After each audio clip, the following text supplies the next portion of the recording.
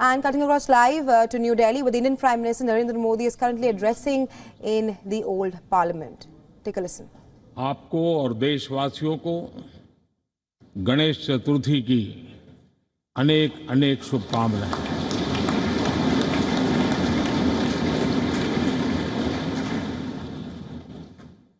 आज नए संसद भवन में हम सब मिलकर के नए भविष्य का श्री गणेश करने जा रहे हैं।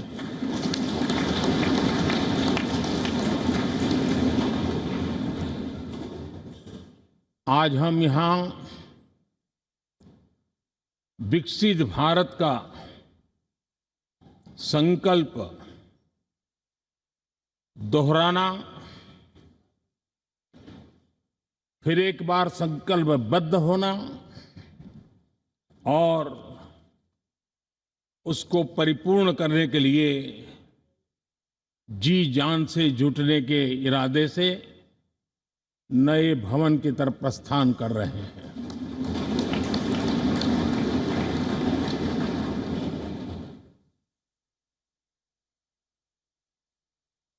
सम्माननीय सभागृह, ये भवन और उसमें भी ये सेंट्रल हॉल एक प्रकार से हमारी भावनाओं से भरा हुआ है। हमें भावुक भी करता है और हमें हमारे कर्तव्य के लिए प्रेरित भी करता है। आजादी के पूर्व ये खंड एक प्रकार से लाइब्रेरी के रूप में इस्तेमाल होता था,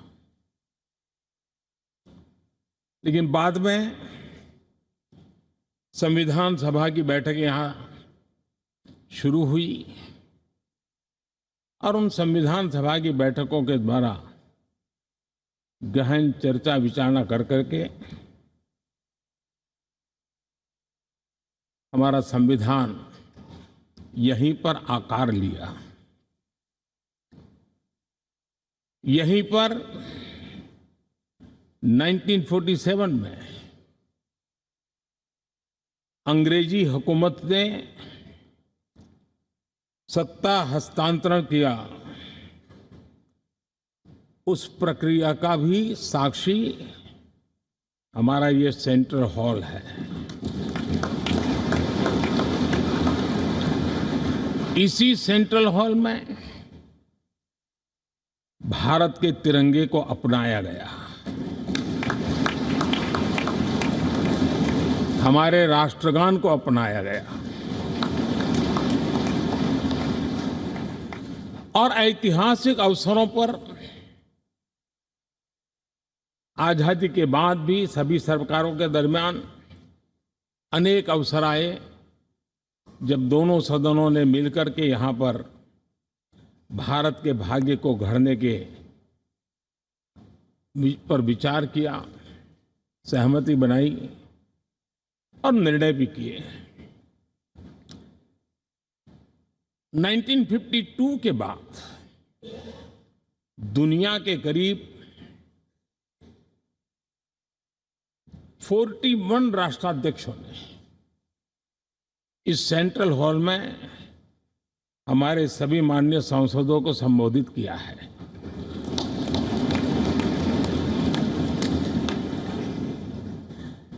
हमारे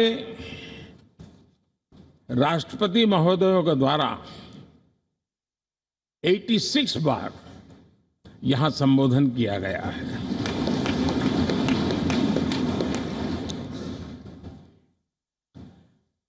बीते 7 दशकों में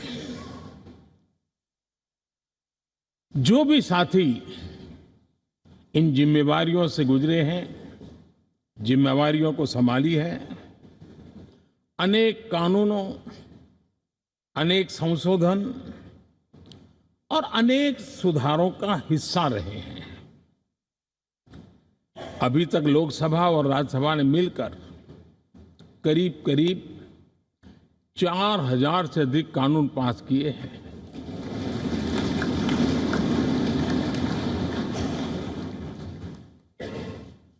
और कभी जरूरत पड़ी तो ज्वाइंट सेशन के माध्यम से भी कानून पारित करने की दिशा में रणनीति बनानी पड़ी और उसके तहत भी दहेज रोकथाम कानून हो, बैंकिंग सर्विस कमीशन बिल हो, आतंक से लड़ने के लिए कानून हो, ये संयुक्त सत्र में पास किए गए हैं, इसी गृह में पास किए गए हैं। इसी संसद में मुस्लिम बहन बेटियों को न्याय की जो प्रतीक्षा थी, शाहबानो केस के कारण कुछ गाड़ी उल्टी पार्टी पर चढ़ गई थी। इसी सदन ने हमारी उस गलतियों को ठीक किया और 3 तलाक विरुद्ध कानून हम सब ने मिलकर के पारित किया।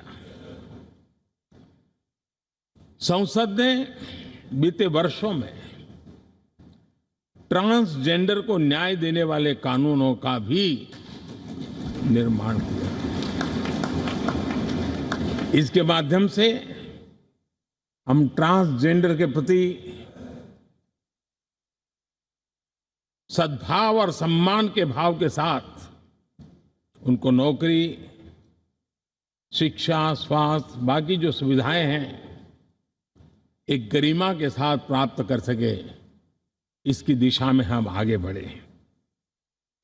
हम सभी ने मिलकर हमारे दिव्यांग जनों के लिए भी उनकी जरूरतों को देखते हुए, उनके एस्पिरेशंस को देखते हुए ऐसे कानूनों का निर्माण किया जो उनके लिए उज्जवल भविष्य की गारंटी बन रहे हैं।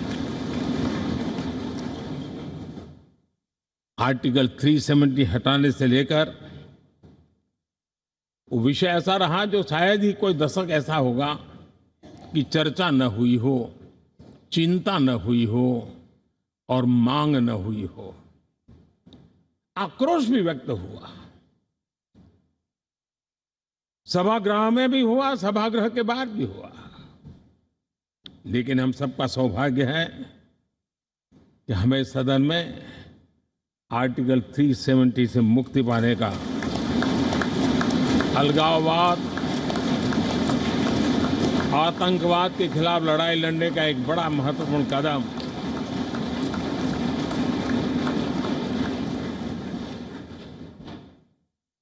और इस महत्वपूर्ण काम में माननीय सांसदों की, संसद की बहुत बड़ी भूमिका है। जम्मू कश्मीर में इसी सदन में निर्मित हुआ संविधान हमारे पूर्वजों ने दिया हुआ वो महामूल्य दस्तावेज जम्मू कश्मीर में लागू करते हैं तो इस मिट्टी को प्रणाम करने का मन करता है। आज जम्मू और कश्मीर शांति और विकास के रास्ते पर चलने के लिए प्रतिबद्ध हुआ है और नए उमंग, नए उत्साह, नए संकल्प के साथ जम्मू कश्मीर के लोग आगे बढ़ने का कोई मौका अब छोड़ना नहीं चाहते हैं। ये दिखाता है कि संसद के सदस्यों ने मिलकर के संसद के भवन में कितने महत्वपूर्ण काम किए हैं। माननीय सांसदगण, लाल किले से मैंने कहा था यही समय है, सही समय है।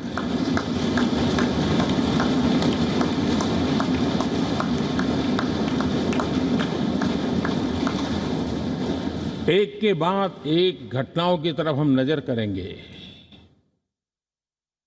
हर घटना इस बात का गवाह दे रही है कि आज भारत एक नई चेतना के साथ पुनर्जागृत हो चुका है।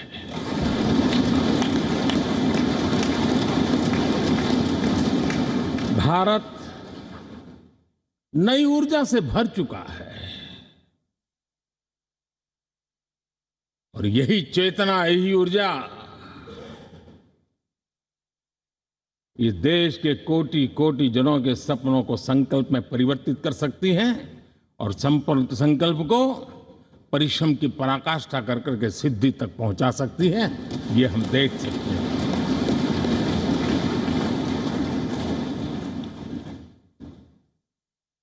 और मेरा विश्वास है,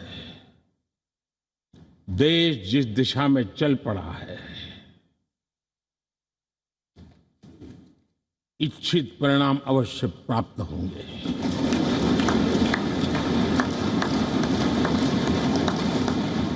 हम गति जितनी तेज करेंगे, परिणाम उतने जल्दी मिलेंगे।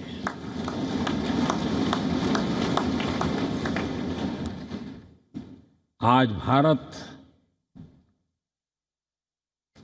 5वीं अर्थव्यवस्था पर पहुंचा है, लेकिन पहले 3 में पहुंचने के संकल्प के साथ बढ़ रहा है।